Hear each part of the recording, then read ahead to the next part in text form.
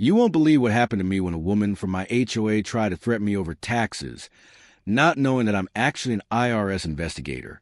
I still remember the day clearly. It was one of those mornings when everything felt normal. The sun was shining, the birds were chirping, and I had just finished my morning coffee. Then came the knock on my door, and with it, the storm that would change the way my neighbors saw me forever. Standing there was Karen, the self-proclaimed queen of the HOA, holding papers like she had just discovered a treasure map. Except this treasure was supposed to be me paying thousands of dollars in so-called overdue taxes. Karen didn't even wait for me to invite her in. She started her speech right at the doorway, loud enough so the neighbors across the street could hear every word. "You've been hiding from your responsibilities," she said, wagging her finger like a teacher scolding a student. "The HOA has noticed irregularities in your tax payments, and if you don't comply, we will be forced to take legal action." Now, let me pause here. I need you to picture this moment. Imagine someone standing in front of you, accusing you of something you know is false, and then try to intimidate you with fake authority. That's exactly what Karen was doing. But here's the twist. She had no idea who she was messing with. I stayed calm. I didn't shout, I didn't argue, and I didn't slam the door in her face. Instead, I let her talk. Because sometimes, the best way to expose a liar is to let them speak long enough for the truth to reveal itself. Karen went on, throwing around words she clearly didn't understand: liens, penalties, federal interest rates. She made it sound like she was an expert, but to me, it was like listening to a child repeat big words they had overheard without knowing what they meant. Inside, I was already breaking down her claims piece by piece. As an IRS investigator, I knew the exact language, the exact process, and the exact documentation that comes with real tax issues. And let me tell you this, nothing about what Karen was saying was even close to legitimate. But I wanted her to dig her own hole deeper, so I kept a straight face and nodded, as if I was taking her seriously. Then she tried to hand me the papers. I took them carefully, like they were evidence, because to me, they actually were. These weren't official IRS documents. They weren't even proper HOA forms. They were badly copied templates from the internet, filled with spelling mistakes, random legal jargon, and believe it or not, a section that literally said, "Insert name here." Yes, Karen had printed out a generic form and forgotten to edit it properly before trying to threaten me with it. At that point, I almost laughed, but I didn't, because I knew this was bigger than just me. This wasn't about a fake tax threat anymore. This was about a woman abusing her position of power in the community to scare people into giving her money. And if she was bold enough to try it with me, she had probably done it to others. That thought lit a fire inside me. I decided to play along a little more. I asked her, "So, Karen, where exactly did you get this information about my taxes?" She didn't hesitate. She said, "The HOA has connections and we monitor everyone. We know who's paying and who's not."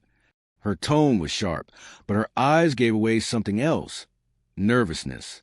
She wasn't confident. She was bluffing. I leaned on the doorway, crossed my arms, and smiled. Not the friendly kind of smile, but the kind that says, "You're in trouble and you don't even know it yet."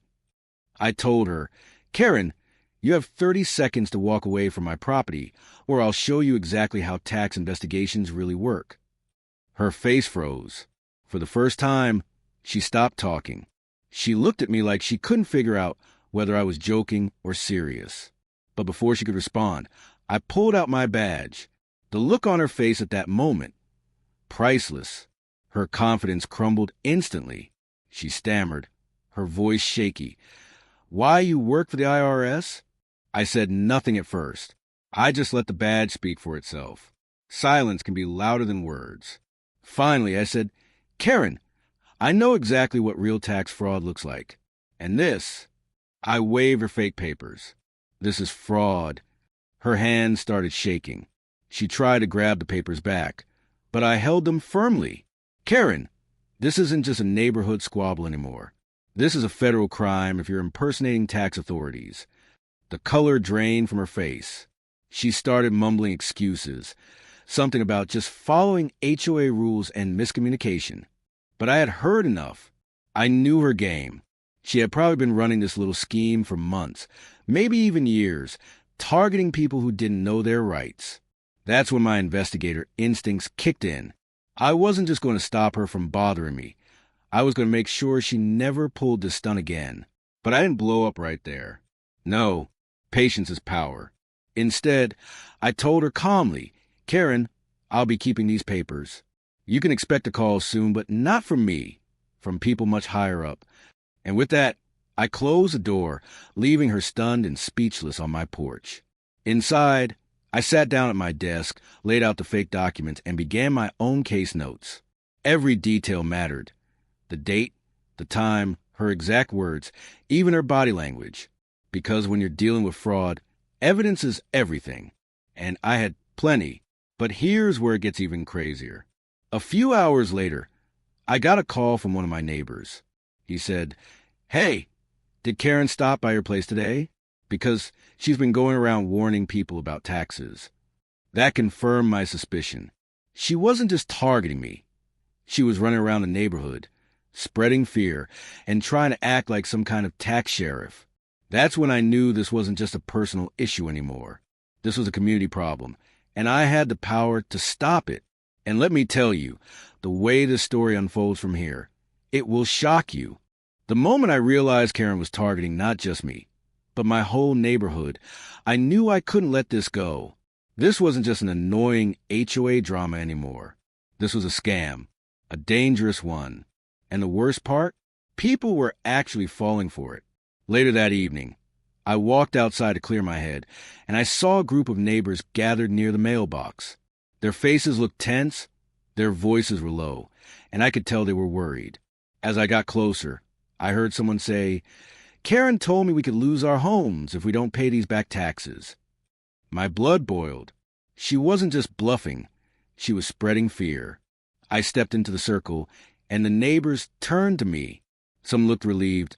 Others looked scared. One man whispered, Did she come to you too?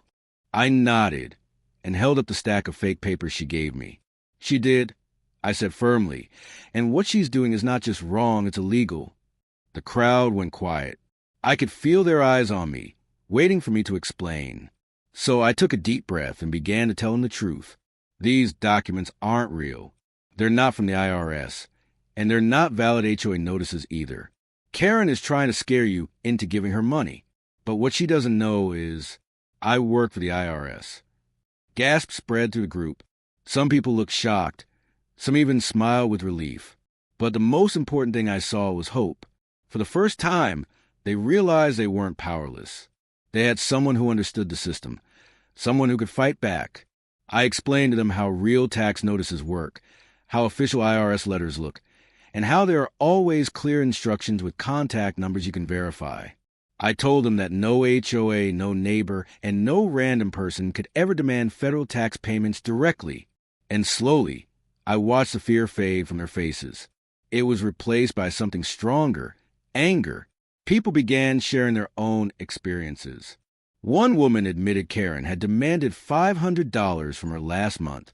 An elderly man said Karen threatened to put a lien on his house if he didn't pay penalties. My heart sank. She wasn't just bluffing with words. She had already taken money from people. That was theft. At that moment, I made a promise to them. Don't pay her another cent, I said. From this moment on, I'll handle Karen. But I'll need your help. Every story, every payment, every piece of paper she's handed out, I need it all.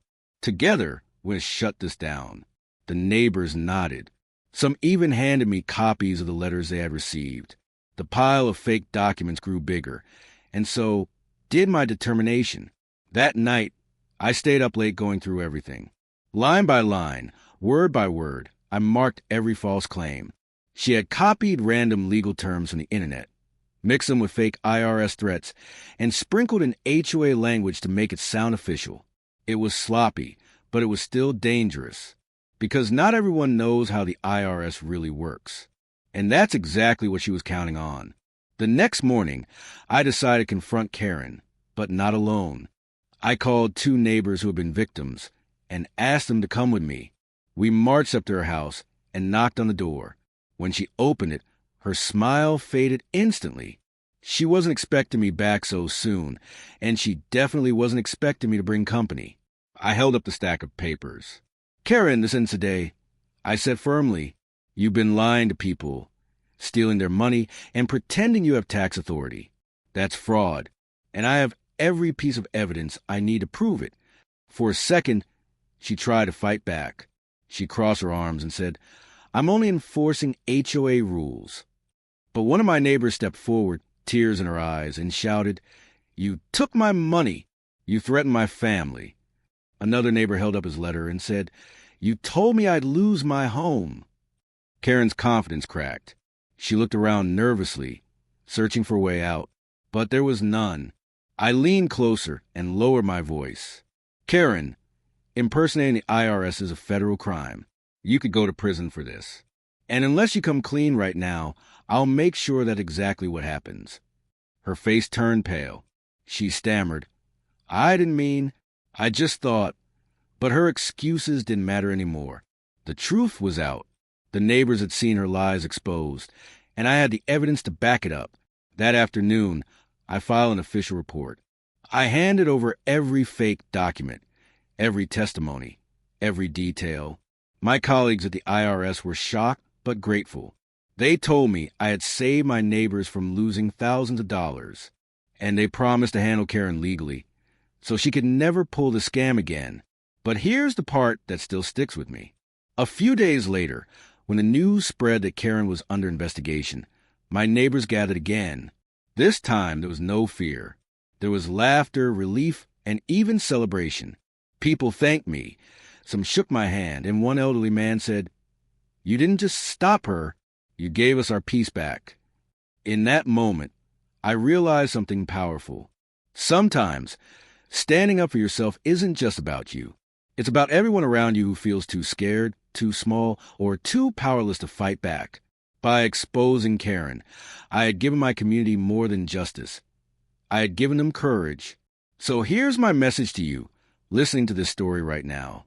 If anyone ever tries to scare you with fake authority, if they wave papers in your face and threaten you with lies, don't let fear control you.